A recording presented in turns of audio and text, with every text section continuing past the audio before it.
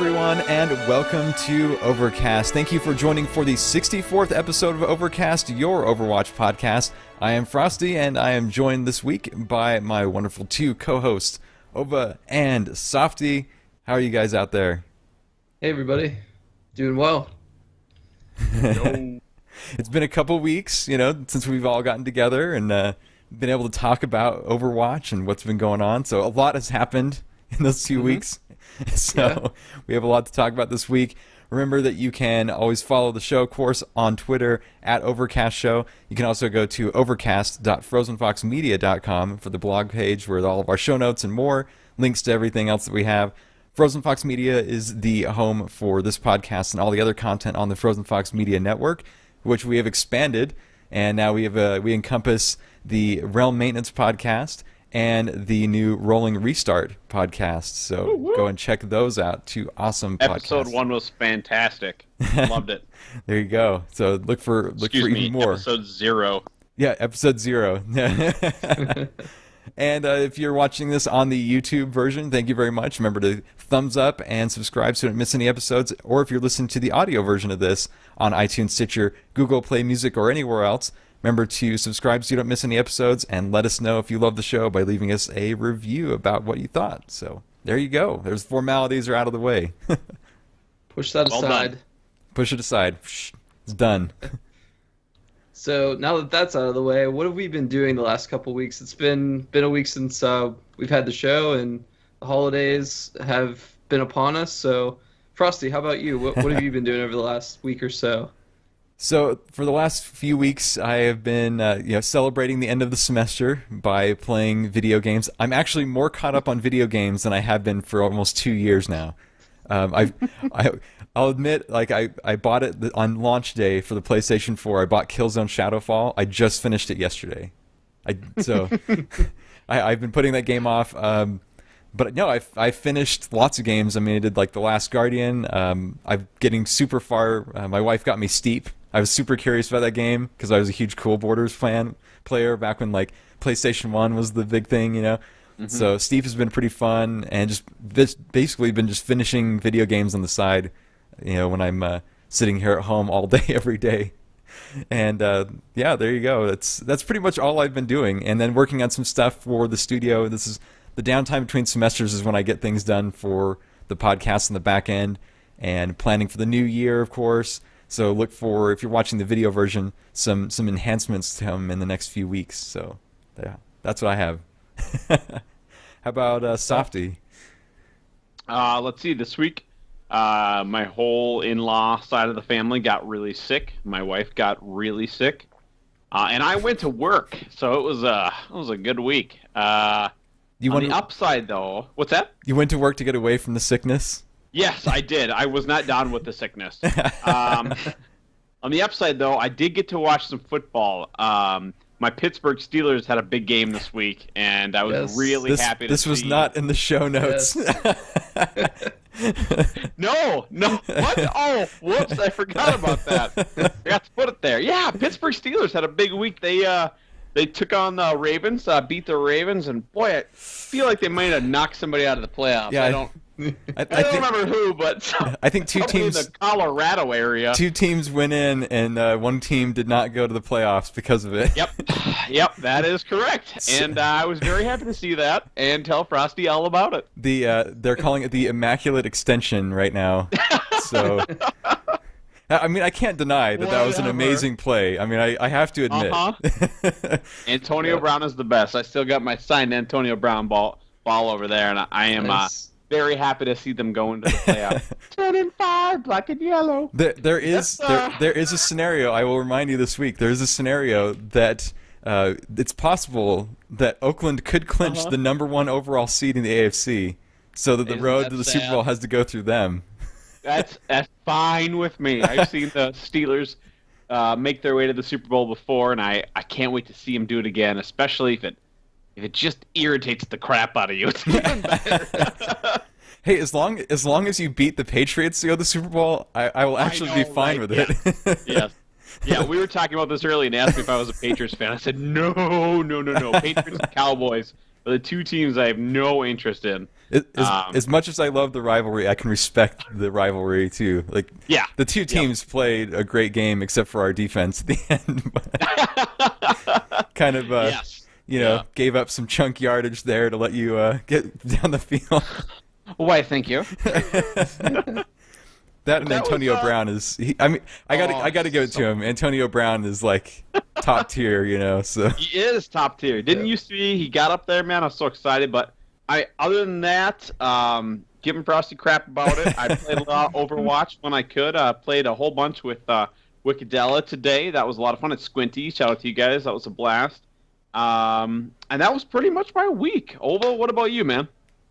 Yeah, love that Steeler game. That was a great Christmas present for everybody. for everybody. For everybody. I don't care what city you're in. That was a great Christmas present. No, but other than that, in game, been doing a lot of time walking this week. I'm still chasing that time walking mount, so it's been frustrating, but it's been a good challenge. And I did get the Nightbane mount this week, which was fantastic. Got that one. Yeah. Yeah, that's an amazing looking mount. One of my favorites. Yeah, it's awesome. Awesome. Congrats. Thank you. And other than that, been playing some competitive Overwatch. I'm still in that gold threshold, going up and down. And I think we'll get into a little bit later, but I just maybe need to change something up so I can get up to platinum. But been having a lot of fun regardless. So there you Awesome. go.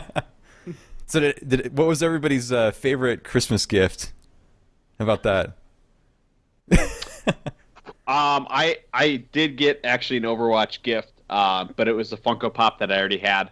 So I'm not sure what I'm going to do with that yet.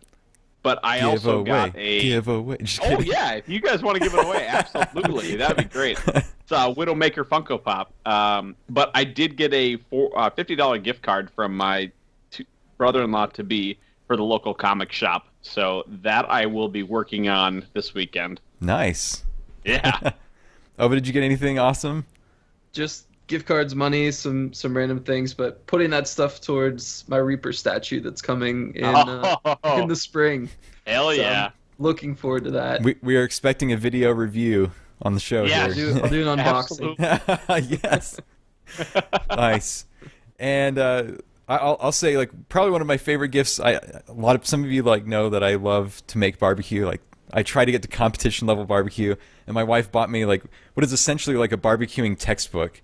And it's like, it's not just like a book where you open, there's like recipes in there. It's like scientific diagrams and stuff like that. Like, and for somebody that's a scientist by education, Yeah. I was like, this is pretty cool. There's like this giant graph of the thermodynamics of a brisket, That is awesome. I was like, sweet, I will take that.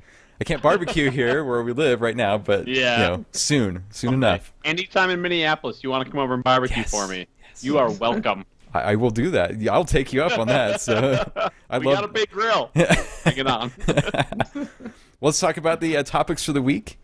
And season 3, we're still working through that. Ova, you said you were kind of bouncing around. So let's get your update on what's going on in season 3 for you. Yeah, sure. Like I said, going up to like almost 2,400 down to 2,100, kind of flexing in that area. I'm seeing a lot. You make a lot more progress, at least personally, whenever I'm in a group of like 4 to 5 people. Mm-hmm. It seems to work out a lot better because the picks are reliable. You have a lot more reliable communication, less salt. Whereas when you're solo queuing, it's a toss-up. It really is. And I think that's why, and maybe it's my playstyle, but I think that's probably the number one reason why I'm just fluctuating in that range and not moving up. So, but it's been good. It's been a good challenge and meeting a lot of friends along the way. I've also been using the keep as a group. When you find a good group, I think that's an awesome feature. That is I love that they added that in there. I know. Absolutely. So that definitely made a lot of BattleNet friends so far that way over the last couple of weeks, and it's good. I think it's a good thing for the game. It is. I like it a lot too, because like when you get one of those groups where people will cooperate and you can tell people are they know what they're doing. You're like, please just stay here. Let's go. Yep. Sawfty, how's your experience been here? Season 3, I was just talking to my friend Joe on Twitter about this. It's been kind of rough. And and I don't mean the numbers or the matches. I mean the people. Mm-hmm. It seems like there's been, lack of a better term, a lot of riffraff in pretty verbally. I don't know, Ova, you and I talked about this too. There's some a lot of nastiness that has come through on season 3. I've muted a lot of people. I'd never actually muted anybody before, and I had to mute quite a few people. Also, a lot of really young people telling me what I needed to do, like before the game even started. Like, no, you don't play that. You need to play this because this is better. And if you know what you're doing, and that's fine. If you're level 3 and you sound like you're 10, I'm just not going to listen to you unless you have a valid point. And there's been a lot of that, a lot of pretty salty behavior. And so I just go into competitive now. If I have a team, some friends, I'll play. Otherwise, I am an arcade man myself. I've spent almost all my time in the arcade making that money rain with the loot boxes. Need a rap of that. I do. Need, like, when you do that, like, Coming bling, soon. like animate some bling, you know? Yeah. And it is amazing how many loot boxes you can get in that stupid arcade. And it is so much fun. There's so many things to do in there. yes, I haven't been doing much competitive over the last couple weeks. Mostly doing just like the other side stuff and staying busy with some other things that I've had to do. And the question, I guess, I'll propose to both of you. A lot of people on Twitter, there was tweets going around like as Christmas is getting closer. Everybody's like, now a lot of people are going to get Overwatch the first time, or they're going to gift it to their kids for Christmas. So be nice and and out there. Do you think that you've seen a lot of that happening where people got it for the first time over Christmas because maybe now after it's gotten named Game of the Year multiple times from multiple sources, or people just giving it to their kids and things like that? Do you think that's feeding into this community that we're seeing in the game right now? And absolutely, and I think we all knew that would happen. Game is doing really well. It's not a difficult game to play from the very basic control level. If I tell a 10-year-old to go play World of Warcraft, they'll eventually figure it out. But Overwatch is a little more simple, much less buttons to hit to get that basic understanding. And so it makes a great gift. We were actually just up in northern Minnesota, and my wife's uncle was talking about getting it for his, 13, 14-year-old son for those same reasons. Not a ton of graphic violence, good storyline, game of the year, easier game to play. And he was talking about how his friends played it because it was an easier game. And so I think that's brought a lot of people in that maybe we didn't have in before. I think that's great. The more people, the better. But I also think we need to learn how to speak with those people so we're not being disrespectful and pushing them out. And we also need to learn a little patience, especially me. Need to learn a little patience with those guys because it is when you put a lot of time and effort into a game, money, etc., you feel a little more connected and maybe even a little snobbish about it. Like, this is my game. This is a game I love. You just got this game for Christmas, and so maybe being a little more patient and allowing them to have that experience. I wish there was a better way, like the WoW leveling process. Like if you bought it for a 10-year-old man, that kid is going to play for so long before he's dealing with any of us a-holes. Yeah. He's going to, you know what I mean? He's going to become hardened. You're just jumping into the a-hole pool, unfortunately. So I'm not sure what the best way is, but just remember, we want those people here. Yes, that is true. And I think I agree, Sawfty, with a lot of what you're saying, and I think in competitive, at least where I'm seeing, I think the matchmaking at least attempts to match you with people who have like the same prestige level or at least the same like time commitment into the game.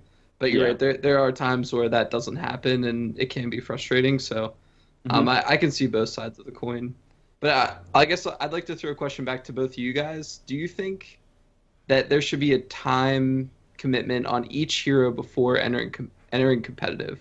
Absolutely. I know they have a level like 25, but that reaching that level you could have spent it on one hero.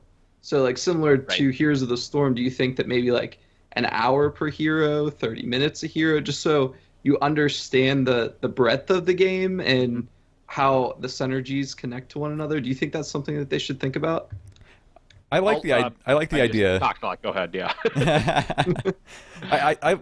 Maybe if it was like spend an hour minimum on 6 heroes before. Yep.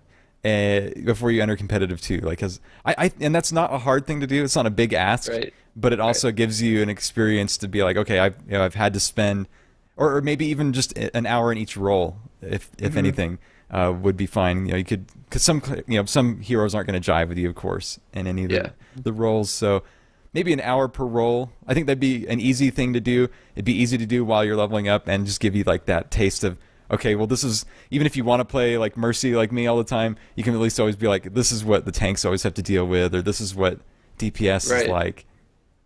Yep.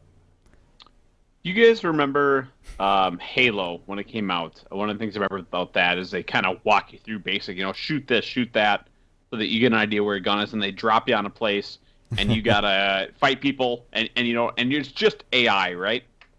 What if when you enter the game, they give you a basic introduction to your few buttons that you have, and they drop you in an AI match, where what you're first going to be damaged, you're going to get to a point, and they're going to go, good, now let's push in a tank, and you have a tank match, and then you do a healer, sort of like the World of Warcraft introductions do now. They teach you those very basic skills of how each of those work. If they could develop an AI module like that for those people, I think it would be much better for them.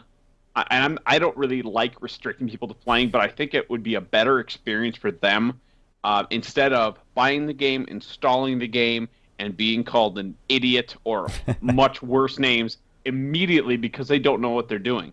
If their first foray is to jump into competitive, I see competitive, yeah, let me try that. And they're trying that, and they're going, oh my god, these guys are all a-holes. What am I doing here? Instead, getting into that environment where they can learn those basic ideas and at least get comfortable with 3 heroes, a DPS, a tank, and a healer, and then try those out and try out different things as they go. I mean, when we were doing it in the alpha, we were all like, none of us know what we're doing. Yeah, you know what I mean? So It wasn't a big deal, but this time later, people have certain expectations when somebody comes into a competitive match. And honestly, even in quick play, I know Wicked had to jump on some people a couple times today in quick play. Like, this is not competitive. You do not need to be getting all over people for small things like this. So I think some sort of way to introduce the game so they have those experiences would be really helpful for Overwatch. Not that it needs anything. You guys are doing great, but it's just an idea. Kind of like, in a way, like the Heroes tutorial, when you first start playing Heroes, and it's like, this is what everything does. This is this button does. You destroyed a keep. Good job. Yeah, exactly. I love that. And I also like the way they restricted competitive. I think those are all great things. By the way, I only ever got there for the battle pet from WoW. But I think that would be great. Nice. Let's continue on with the Winter Wonderland event, which is ongoing for about another week, I guess. Not even a whole week, right? It's next Tuesday. Couple days. Yeah. So January 2nd. Yep. Yep. So we're almost there. So get everything while you can. This is the time. Yeah. And did you get any memorable things from the event so far, or seen anything memorable in the last week? I think we both got a lot of skins. Yeah, lots of skins.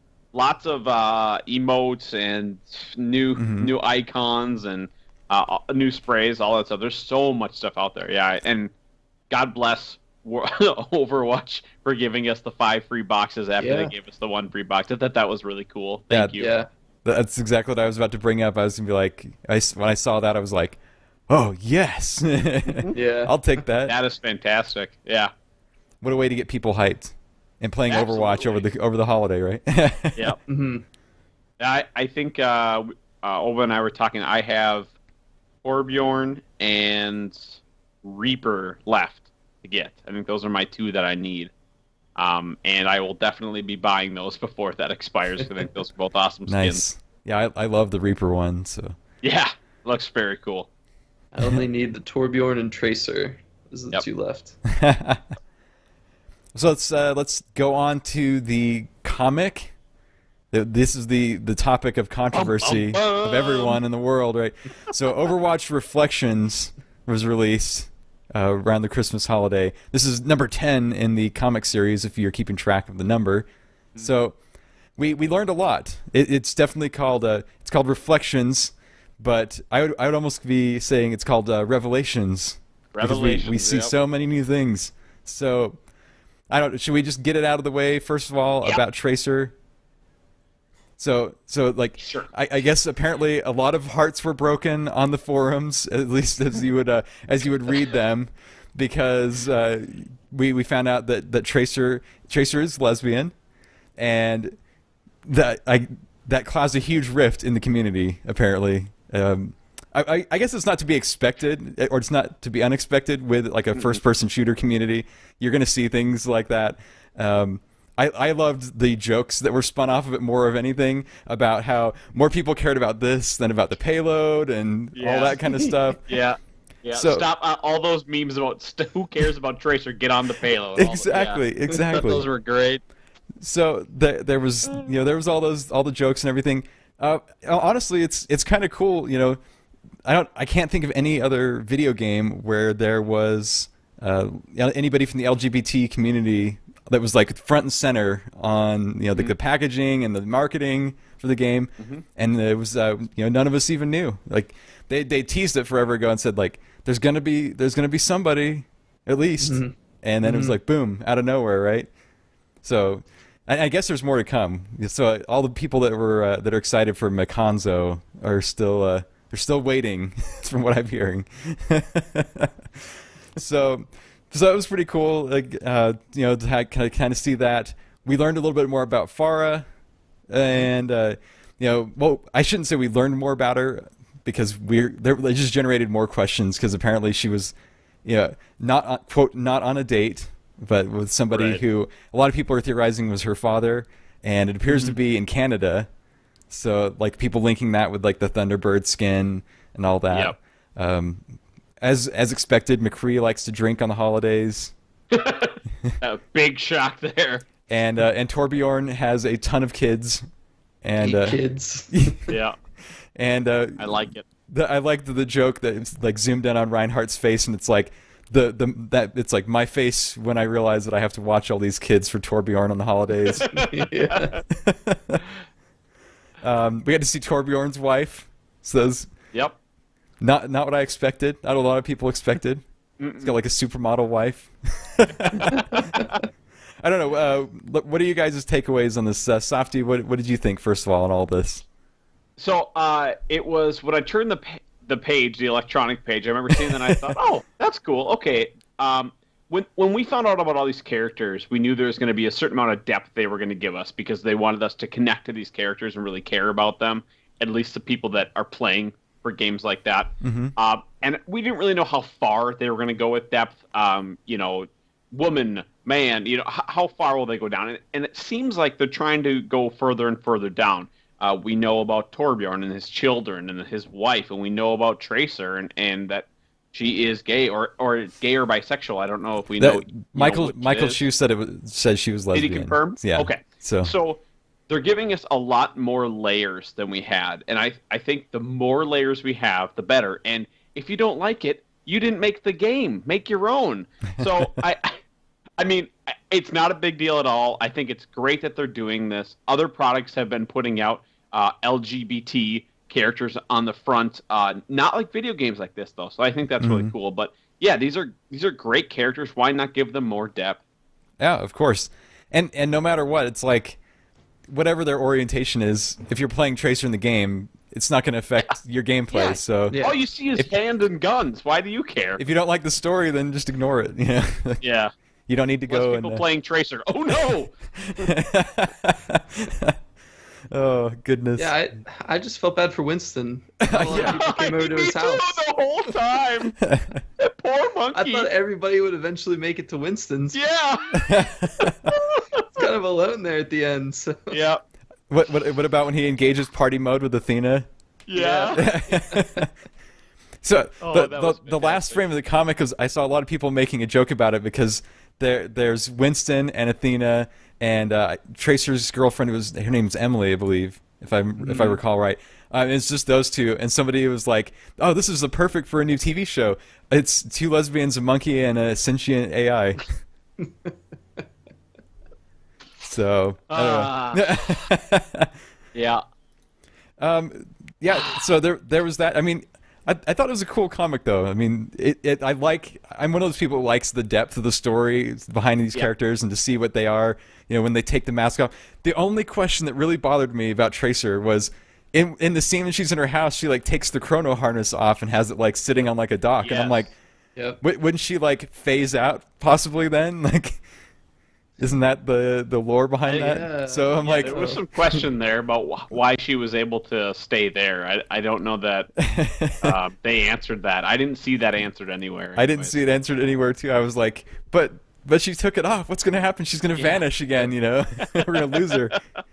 Tracer gets deleted from the game. You know, she was lost in time. It's going to be a new scenario we have to play. We have to like go find Tracer. So, oh man, there you go. Merry Christmas, everyone. Another comic, and I don't know. I liked it though. It was kind of a cool like little spin on the holidays, and it was fun at the end though. You know, when Winston did get some visitors at least. Yeah. Yep. You know, I'm wondering with how far they go in depth these characters, compared to like Heroes of the Storm, where we already have established characters that we know the backstory of. I mean, heck, there are books written on some of them. How many characters can they really open this up to? If they want to give, you know, features like that where we know their past history, we know about their family, we know about their sexual orientation. How big can this game really get character-wise when they want to give us such in-depth information on each of those characters? I think it's... Is that limited at all? I think it can get even bigger. I mean, look at the Warcraft universe. There's tons and tons of heroes. I mean, we don't know like every detail of all their stories, of course, but a lot of them have a lot of story, you know, behind them. Like a lot of history, I guess, is a more appropriate word for them. With this, you know, we know that the graphic novel was coming and then it got canceled, which essentially was because of a story rewrite. So who knows what's happening in that? So, and then we're waiting for Terry Crews still. So yeah, I know. I'm telling you, he's a new skin. It's my only concern is with so much depth, does that limit the amount of characters we can have in this world? Is it going to be like a League of Legends where you log in your screen and which of the 100 do you pages of heroes? I hope it's never that big. You know, I hope, I don't know, 20, 30. Heroes starting to get that big now. Yeah, exactly. They'd almost have to do a rotation in competitive of heroes, like pull out one from each of the, you know, roles. Yeah. When you have so many like that in an FPS, I think it'd be a little challenging. Well, and I think they start to become very similar when you start to make that many. So having a detailed backstory definitely helps to make the differences. Because, you know, if you have a McCree who has one pistol and a Sombra who has one machine gun, you know, what are the differences and how can you separate those so they don't feel like, and they did a great job of that. But, you know, how big does that get with how detailed they want to be, and how do they not make them feel, you know, kind of all the same and blend together? I know it's a much bigger question than we have time for, but I'm just wondering if that depth and detail is at all limiting to the amount of characters they want. And I think they're very careful with that. Like when you watch Jeff Kaplan's videos, he talks about play testing prototypes of heroes. Right. And like he's always like, well, we got this idea and it's not really working, but we have another idea that's really good. And so I think they try to avoid that too. They know that it's, you know, the more heroes you have, like the finer the line gets between all of them. Exactly. And it's kind of like, I don't know, if you've ever played League or, you know, even like I said, Heroes are starting to get to the point too where it's like a lot of heroes, like they have like almost the same kind of ability, like at this point, like you're kind of like, okay, if this hero casts this and you know their mirror casts something similar, they're gonna have like a basic toolkit that's pretty close. You know, their ults might be different or the way it works might be different, but you know, one's I think of faster Nova and Raynor and Avala and all those ranged DPS that do very similar things. Yeah, I just worry because I like the game so much. They'll do the right thing. Team Kaplan we trust. Yes. The season is almost over, too, by the way, to get Overwatch on the cheap. So if you haven't picked it up, or if you want to pick it up for a friend, You can pick it up pretty cheap right now. Overwatch is still $29.99. The Origins edition is $39.99. And if you're going from Overwatch regular to Origins, you can still just pay like the $9.99 just to get the bonus content if you want. And Skins. Get all that stuff. And I think that ends at the beginning of the year, just in a couple days. I think it ends in like the second or third itself. Yeah, in the third. So yeah, okay. Yeah, that's coming up quick. Yeah, so if you're trying to get some games for friends or whatever, if you if their birthdays are right after Christmas, kind of like mine's coming up already. Not that I need Overwatch or anything, but yes, you do. I need to buy it on the console still, right? Yeah. Oh, but yeah, so go and get on the cheap if you want some friends to play with you. If you got some Christmas money to burn, or if you haven't picked it up and you're listening to this podcast for some reason. Don't buy Overwatch. Yeah, thanks for listening. Don't know why you're listening yet, but hopefully we convince you to buy the game. And finally, before we get to some other stuff, we do have some changes coming to the show. If you go to our blog page at overcast.frozenfoxmedia.com, you'll notice that we have a link that says Connect on Discord, and you can connect to our Discord server now. I actually did get emails about this before we announced it. We had talked about doing it. And then there it is. Afterwards, I got some emails. I was like, "Are they listening in on our conversations after the show? What's going on?" Oh, super secret. But people were asking me, they're like, "Do you have a Discord server for your show?" And I was like, "Kind of." How did you know? But yes, it is up and running, and so you can join and chat. We would love to have you be on there and chat with us about what you think about the show or topics to talk about on the show, because we think that'd be a great way to involve everyone in the community. Plus, if you want to play with us, we can all hop in there and play together. Absolutely. Or if you just want to form your own groups, there's plenty of channels you can get in and do some voice chat there.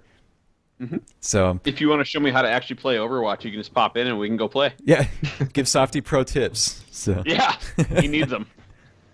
And then we have a couple other segments we're going to be implementing with the start of the new year. Maybe not both in the same shows. Maybe we'll alternate them week to week or something like that. We've been talking about it. We've been planning them out. And we have one that is, we're calling it like the community cards of the week. And each of us is going to nominate something from the community. So it can be like a joke or a meme or a funny video or something. And then we'll nominate it up here on the show. We'll talk about it and show it off, and then you can tell us what you think about that. And the others will be our plays of the week. So we'll choose a play of the week, each of us. We'll nominate it. It'll be like a video or a GIF or something we can link. And then we'll link that to you in a Twitter poll, and we want you to vote on it and tell us who it is. And then we'll keep a running tally of who finds the best plays. I already have a card in mind, so. Excellent. So look for these kind of things. We're wanting to involve you, in the Discord channel or the Discord server will help out a lot with that. And absolutely, especially if you have questions for the show that you want answered for the Ask Overcast segment. Like that's the perfect place to chat with us. Yeah. And then before we start to wrap up, do we have any resolutions? It's the end of the year. We're heading into the new year, and I don't think we did this in the show last year. I don't remember doing it. You guys weren't on the show last year this time, but I don't remember making any resolutions. So we can start fresh, right? It's a fresh start for all of us. Yes, eat fresh. So if I had any resolutions, I think it would be probably to play with you two more, like if anything, in the new year. If ever. I know. Fantastic. It's like we kind of just we talk about Overwatch and then we go our separate ways every week. I don't like it. So I need to do that. And if we play together, I need to stream it. That's the other thing. Yes, if we're going to play together, like I've got multiple ways to stream it, so we can do that. And that's what I want to do in the next year. And I'll let either one of you pipe up with any resolutions if you have any off the top of your head. remove as much salt as I can from the competitive scene in Overwatch. Get the salt out. Get it out. Dilute it. You got to play as May then, right? Yeah. Get the water in there. Get the water in there. That's what we need, right? We need a hero that has water, not just ice and snow. There we go. Good point. Fire. Do all the earthy thing. They'll have like a weapon that shoots out a wave of water that pushes all the enemies back, like across the map.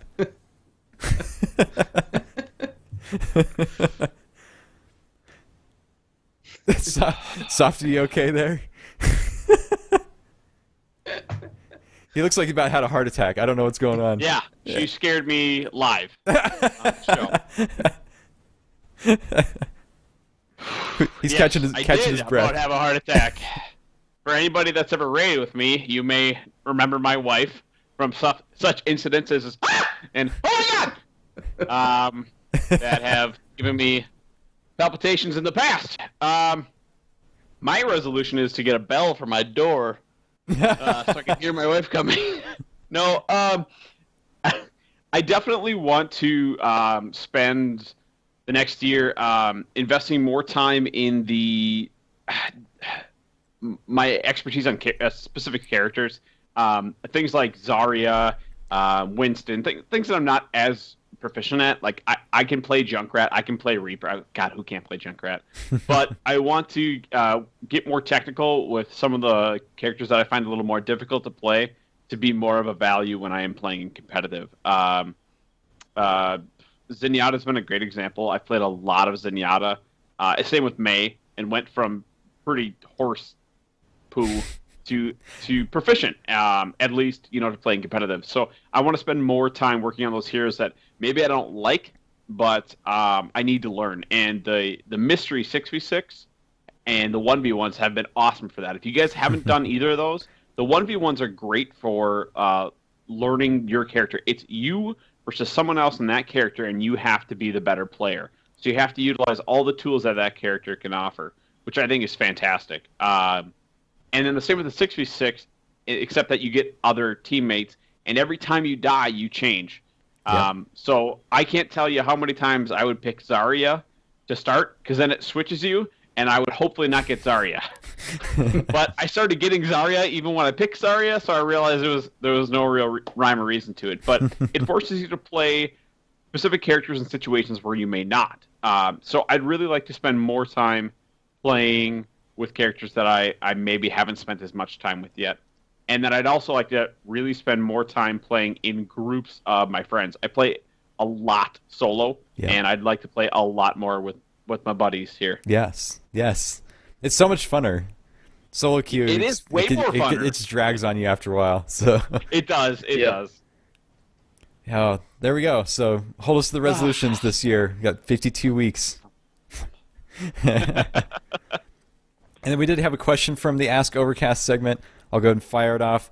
I'll go to Ova first. The question is, what would you guys like to see in the upcoming year, such as events, heroes, game types, locations for maps? So there you go. All of the above. No, I think my prediction, so we'll get on the list here. Events, I would say that a Valentine's Day event is in the midst. Yep. So we will have Cupid with Hanzo and probably some other things. I would love to see that. That would be great. That would be a cool idea. I think we're going to see one, if not two heroes coming up, just based on what Jeff has been alluding to, what the development team's been working on. Obviously, he said one's closer than the other, so maybe we'll get two this coming year. Game types, I think we're due for a different game type. Yep. As I mentioned before, I'd like to see some type of, the Doomfist one. Yeah, the Doomfist one that I had mentioned, right? Like the oddball from Halo, where you're holding something. I think that would be fantastic. And location and maps, I think I'm pretty content with locations and maps, but I'm always excited to see where they bring in more lore, right? Like the May, Eco Point, and all that stuff. That stuff's been exciting, so I think they're good on that front. But I would like to see those other things that we mentioned: events, heroes, and game types. That'd be really cool. All right, Sawfty, you're up. For events, what I think we're going to see is kind of what World of Warcraft is going to in micro events. I don't know that there's enough substance for them to do a Valentine's event and a St. Patrick's Day event and a 4th of July event or other major holidays that are recognized. I think if they did micro events with some sprays, player icon, and maybe a skin or two, that you can just find in your regular boxes. Heck, maybe it has a heart on it or a or a 4-leaf clover. And they go to those, so they don't have to spend a ton of time developing. They could easily make a leprechaun suit for Torbjorn that he could wear, things like that. But maybe 1 or 2 skins, some sprays, etc. And I think that'll make it easier, so they can plan those out at the beginning of the year, and then just do the couple big events that they have, like the Halloween and winter event, and maybe the Summer Olympics. Hopefully that comes back. Please, Mr. Kaplan, please, Lucio Ball. As far as characters, I think any more characters are great. We'll probably get a couple more in the next year here. It's funny because I want more characters, but I also want to spend more time on ones that I already don't know. Like, I don't have enough time to play new characters, but I really want new characters. I really enjoy Sombra. Sombra's a great example of a new character that I've really taken to. So I hope we'll see a couple more of those. Maps, the more they add new characters, the more the maps feel fresh and relevant. Because, yes, I've played Hollywood 1,000 times, but I'd never played Hollywood with Sombra. And there was so many cool nuances with, like, throwing her relocator, and then you zip back to, and all those things. Every time that you have those new characters, that makes it fresh. It also makes it fresh with different comps. I don't know that we need any more maps, especially because we already have one coming. We just got May's map. I would love maps, but I don't think that's something that they need to spend any time on right now. I just don't think it's like the height of what they need. Okay, first of all, I'll start with the events. I like the micro event idea, like the week of St. Patrick's Day. What if it was like, the luck of Overwatch, and you get you have an extra chance every time you play a match to get a loot box randomly or something. I'll take that. Yep. Absolutely. That'll just get people playing more matches, keep people in the game. Yeah. Like, why not, right? I do like the Cupid idea, though. I was trying to think of like any other like holidays or anything like that they might spend their day on. The only thing I could think of was like a Junkrat holiday on the 4th of July, maybe, for explosives. Junkrat and Roadhog. I'd love that. That'd be awesome. Even though they're from Australia, it's still, they can still celebrate the 4th of July with us. Yep. And heroes, like Kaplan said, like there's ones in the works. I would expect to see a couple of heroes in the next year. I don't think we're going to see an ARG. I think we've kind of worn that thin for a while, so probably not going to have an ARG pop up. And game types, I know they want to do another game type, and I'm with Ova on the Doomfist idea. Like, I think that would be just like an ultimately fun game. Maybe Terry Crews is going to be like the announcer for that mode. Maybe that's what it was. He was just recording VO. And locations for maps, if you look at the 76 video, if you go back and look at it, like, there's still a lot of map locations that were threats, quote unquote. And one of those, I pointed out to somebody on Twitter the other day, because like the whole theory about Farah not really only being from Egypt, but she was like possibly Canadian, because she was in that place. And I was like, well, if you look on the map, one of the places is Seattle, which is also synonymous with that kind of Native American art, like with the Thunderbird and stuff like that, if you ever go up to the Pacific Northwest. So I was like, maybe Temple of Anubis was actually for Anna. That's actually her home map, and we'll get Seattle, and that will be like the home map for Farah later on. I don't know. It's a cool, weird idea, but that and Disneyland, and I would be happy. I'm still holding out hope that Kaplan's or not Kaplan, but Chris Messon's idea comes true one day. I think that's what we could look forward to. So, yep. There we go. So, thank you for sending that in. That was Mr. Juts on Twitter that sent that question to us. Yes, thank you. Yeah, thanks, man. And as we wrap up, this is the end. So, do either of you have any shout-outs you'd like to give for the week that you haven't already given? I do. Not. Oh, go ahead. Fine. Go ahead. You anyways. Go ahead, man. No, mine's not Overwatch related, but I just wanted to give a shout out to Rogert for helping me with the Nightbane mount and getting that. I was super excited this week. So thank you. He's the man. Sawfty. I wanted to give a shout out to the Overplayed podcast, who's going to be having an event coming up on January the 13th. That's Friday the 13th at 8 o'clock Eastern, 7 Central. they're going to be taking some very skilled Overwatch players, including grandmasters and people that have played there before, and kind of walking people through the game. I wish I had a much better description, but I would say go to their Discord. We'll have a link in the show description here. Check it out. You can ask all the questions there, but this is a great opportunity to learn and better yourself as an Overwatch player. Nice. And my shout-outs are to all the listeners who have been making this podcast huge lately. Like, a lot of people have been tuning in and downloading it. So thank you all very much for being part of this awesome community. We want to build it up. That's why we got this Discord server and everything, and we're going to be doing even more community-focused segments for the show. So come help us build up the community and make it even better, and make the show even better, with all that. So looking forward to it, and the new year. So thank you all for being here for episode 64 of Overcast, your Overwatch podcast. And let's let everybody know where you can find each other on social media. Sawfty, your Twitter has recently changed, and we'll say it again. It did. It became more of an Overwatch-themed Twitter account. My Twitter is @Sawfty76.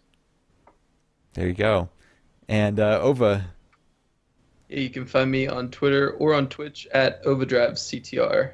There you go. And I am @Frostee Fox pretty much everywhere. The show is @Overcast Show, and overcast.frozenfoxmedia.com is our blog page. Head to frozenfoxmedia.com if you want to check out this and all the other content on the network. And remember, if you're watching on the YouTube version of this video, go ahead and give us a thumbs up and subscribe so you don't miss any of the videos. If you're listening on iTunes, Stitcher, Google Play Music, or anywhere else, leave us a review and let us know if you love the show, and subscribe so you don't miss any other episodes, or any future episodes, I should say, of Overcast. So thank you all, and thank you everyone. Have a happy and safe new year as we head into 2017. I'm Frostee. I'm Ovadrive. This is Sawfty. We'll see you next time. Happy New Year.